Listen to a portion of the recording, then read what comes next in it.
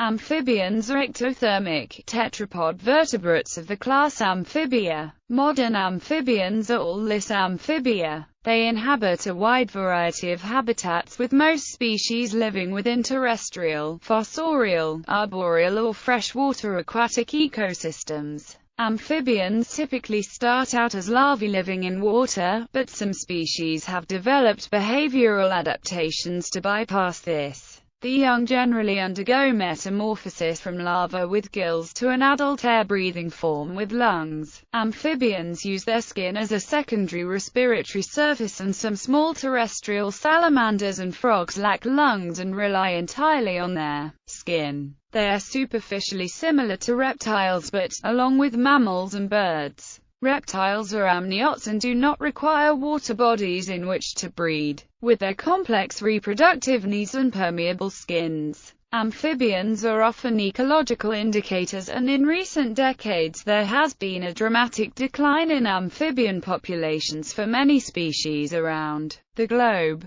The earliest amphibians evolved in the Devonian period from sarcopterygian fish with lungs and bony-limbed fins, features that were helpful in adapting to dry land. They diversified and became dominant during the Carboniferous and Permian periods, but were later displaced by reptiles and other vertebrates. Over time, amphibians shrank in size and decreased in diversity, leaving only the modern subclass Lis amphibia. The three modern orders of amphibians are Anura, Urodela, and Apida. The number of known amphibian species is approximately 7,000, of which nearly 90% are frogs. The smallest amphibian in the world is a frog from New Guinea with a length of just 7.7 millimeters. The largest living amphibian is the 1.8 meters Chinese giant salamander, but this is dwarfed by the extinct 9 meters Prionosuchus from the Middle Permian of Brazil. The study of amphibians is called batrachology, while the study of both reptiles and amphibians is called herpetology. Classification. The word amphibian is derived from the ancient Greek term mu phi iota beta iota omicron sigma, which means both kinds of life. Mu phi iota meaning of both kinds, and beta iota omicron sigma meaning life. The term was initially used as a general adjective for animals that could live on land or in water, including seals and otters. Traditionally, the class Amphibia includes all tetrapod vertebrates that are not amniotes. Amphibia in its widest sense was divided into three subclasses, two of which are extinct. Subclass Temnospondyli, subclass Lepospondyli, subclass Lis amphibia salientia. Jurassic to present, 6,200 current species in 53 families. Core data. Jurassic to present, 652 current species in 9 families. Gymnofauna. Jurassic to present, 192 current species in 10 families.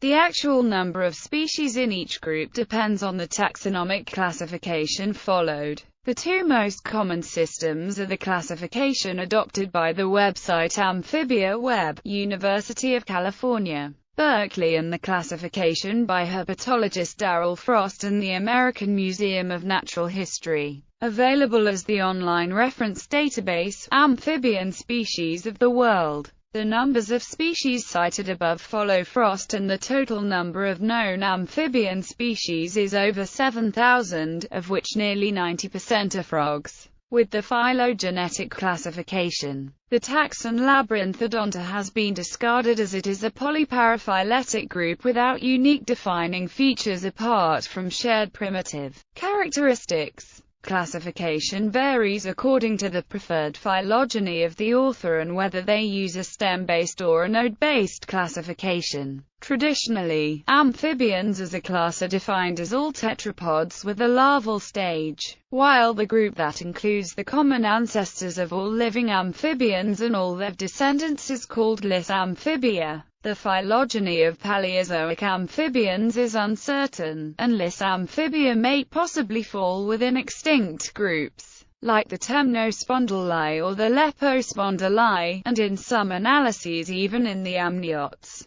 This means that advocates of phylogenetic nomenclature have removed a large number of basal Devonian and Carboniferous amphibian-type tetrapod groups that were formerly placed in Amphibia in Linnean taxonomy, and included them elsewhere under Cladistic taxonomy. If the common ancestor of amphibians and amniotes is included in Amphibia, it becomes a paraphyletic group. All modern amphibians are included in the subclass Lysamphibia, which is usually considered a clade, a group of species that have evolved from a common ancestor. The three modern orders are Anura, Chordata, and Gymnophona. It has been suggested that salamanders arose separately from a temnospondyl-like ancestor, and even that caecilians are the sister group of the advanced reptiliomorph amphibians, and thus of amniotes. Although the fossils of several older protofrogs with primitive characteristics are known, the oldest true frog is Procellurus bitus, from the early Jurassic Hainter Formation of Arizona. It is anatomically very similar to modern frogs.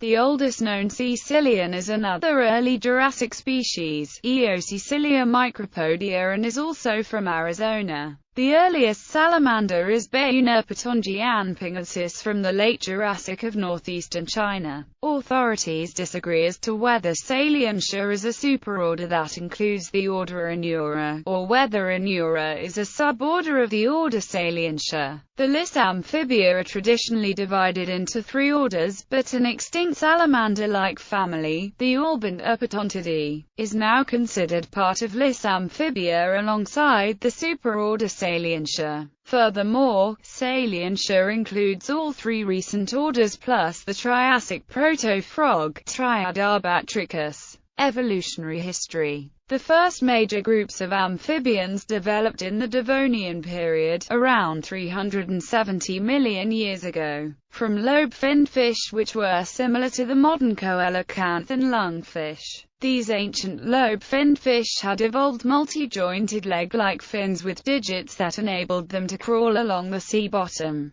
Some fish had developed primitive lungs to help them breathe air when the stagnant pools of the Devonian swamps were low in oxygen. They could also use their strong fins to hoist themselves out of the water and onto dry land if circumstances so required. Eventually, the bony fins would evolve into limbs and they would become the ancestors to all tetrapods, including modern amphibians, reptiles, birds, and mammals. Despite being able to crawl on land, many of these prehistoric tetrapodomorph fish still spent most of their time in the water. They had started to develop lungs, but still breathed predominantly with gills. Many examples of species showing transitional features have been discovered. Ichthyostiga was one of the first primitive amphibians, with nostrils and more efficient lungs. It had 4 sturdy limbs, a neck, a tail with fins and a skull very similar to that of the lobe-finned fish, Eusthenopteron. Amphibians evolved adaptations that allowed them to stay out of the water for longer periods.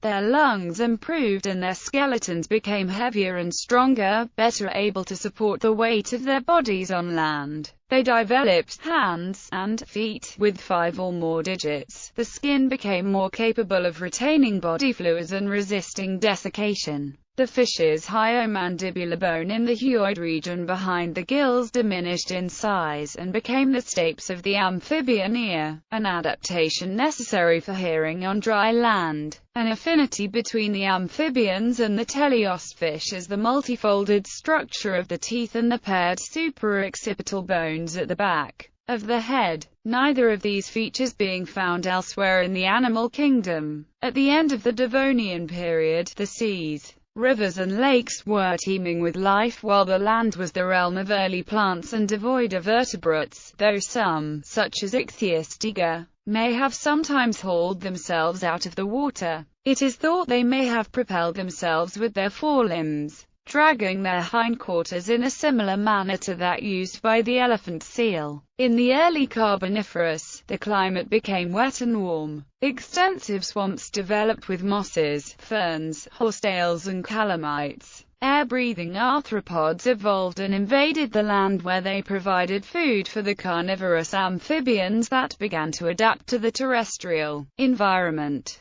There were no other tetrapods on the land, and the amphibians were at the top of the food chain, occupying the ecological position currently held by the crocodile. Though equipped with limbs and the ability to breathe air, most still had a long tapering body and strong tail. They were the top land predators, sometimes reaching several meters in length, preying on the large insects of the period and the many types of fish in the water. They still needed to return to water to lay their shell-less eggs. And even most modern amphibians have a fully aquatic larval stage with gills like their fish ancestors. It was the development of the amniotic egg, which prevents the developing embryo from drying out, that enabled the reptiles to reproduce on land and which led to their dominance in the period that followed. After the Carboniferous rainforest collapse, amphibian dominance gave way to reptiles, and amphibians were further devastated by the Permian-Triassic Extinction event.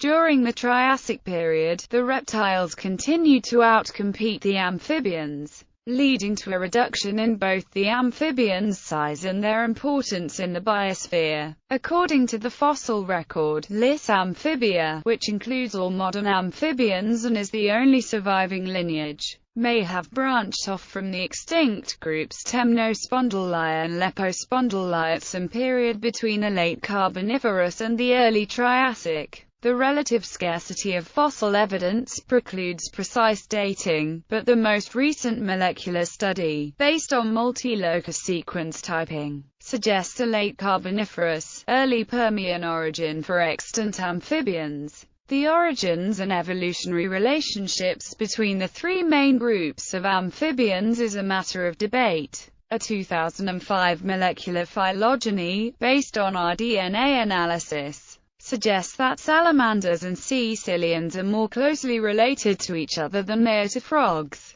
It also appears that the divergence of the three groups took place in the Paleozoic or early Mesozoic, before the breakup of the supercontinent Pangaea and soon after their divergence from the lobe-finned fish. The briefness of this period, and the swiftness with which radiation took place, would help account for the relative scarcity of primitive amphibian fossils. There are large gaps in the fossil record, but the discovery of a proto-frog from the early Permian in Texas in 2008 provided a missing link with many of the characteristics of modern frogs. Molecular analysis suggests that the frog-salamander divergence took place considerably earlier than the paleontological evidence indicates. As they evolved from lunged fish, amphibians had to make certain adaptations for living on land, including the need to develop new means of locomotion. In the water, the sideways thrusts of their tails had propelled them forward, but on land, quite different mechanisms were required.